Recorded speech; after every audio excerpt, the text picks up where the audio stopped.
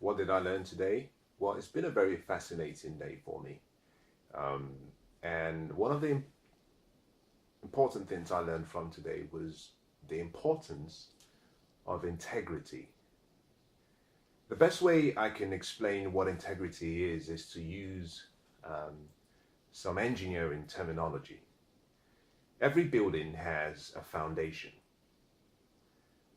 If you want to construct a building, an engineer will tell you that the most important part of the entire structure is the foundation. And the reason for that is because the foundation is what supports the entire building. As a matter of fact, during my engineering days, to calculate and design a foundation, you had to calculate the entire structure, including everything that would be in the building. This would include all of if it was an office building, it would include all of the furniture, all of the fixtures, all of the equipment. You would calculate everything, all of the people, everything that could be in that building upon completion. With that information, then you then design the foundation. The reason that information for the upper part of the building, what we would normally call the superstructure of the building, the reason it was important was because the foundation, which we call the substructure, had to be designed in such a way that it could hold up the entire superstructure. So the higher the building, if you were designing a tall building, the stronger, the more emphasis you paid to the substructure, to the foundations. And in so many cases, the cost of the foundation was a significant sum compared to the entire structure. Interestingly, the foundation of the building is the one part of the building that is rarely ever seen. So very few people really appreciate the importance of the foundation. But without the foundation, the building doesn't really exist. But as a matter of fact, upon completion of the building, if an inspection was done on the building and there was a crack on the wall in the superstructure, then the building inspector could simply give a written report and an instruction for that structure to be repaired. But if upon inspection there was a crack or fault or flaw, defect found in the foundation, the entire building is condemned. Integrity is the foundation, is similar to the foundation for your life. Without the right foundation, then everything else you're building your life upon is almost at risk. We don't celebrate integrity as one of the qualities that we should all have. It's not a very interesting word.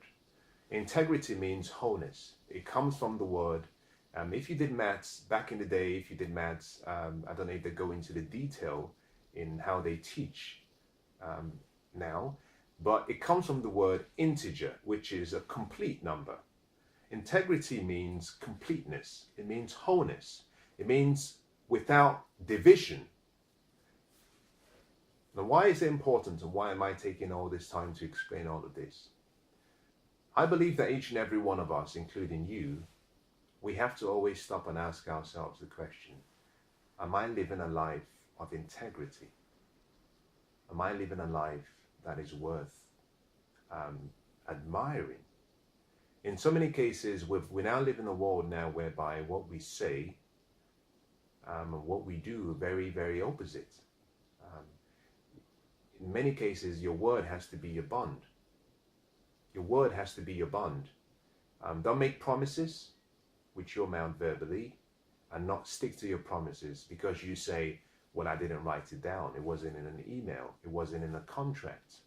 Because every time you make such small and you show such small lack of disciplines and lack of consistency, you're slowly etching out your integrity. Your integrity can be measured. Interestingly, it can be measured. Most people say, well, I don't know how you can measure integrity, so I don't see the point. Well, let me give you a few different ways. Accountability, accepting complete responsibility for your life, that is integrity being measured. So whatever's happened to your life, whatever's happening in your life, are you accountable?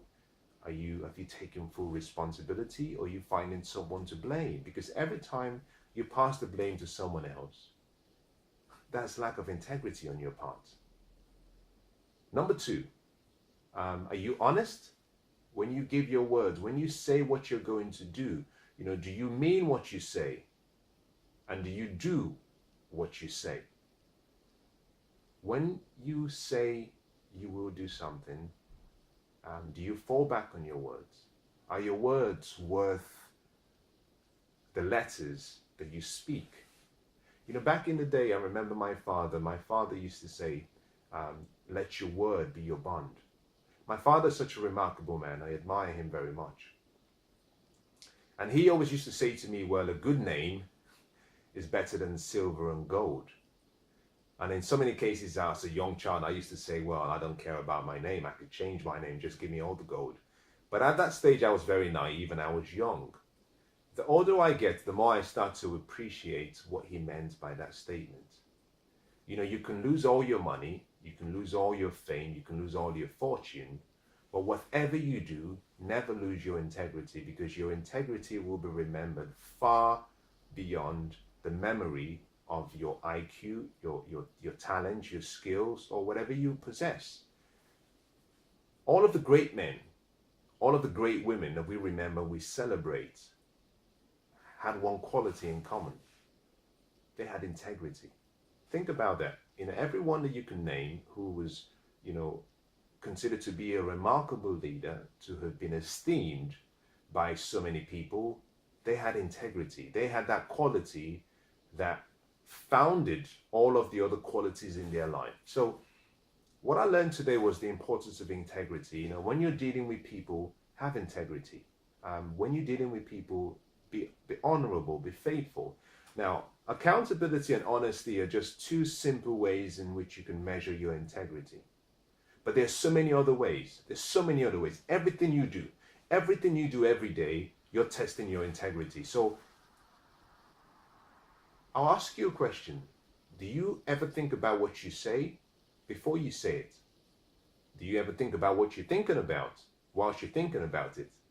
And do you ever think about what you're about to do before you do it? And even when you've done it, do you go back and think about what you've done after it's been done? Whatever you do, invest in creating a name that has integrity associated with it.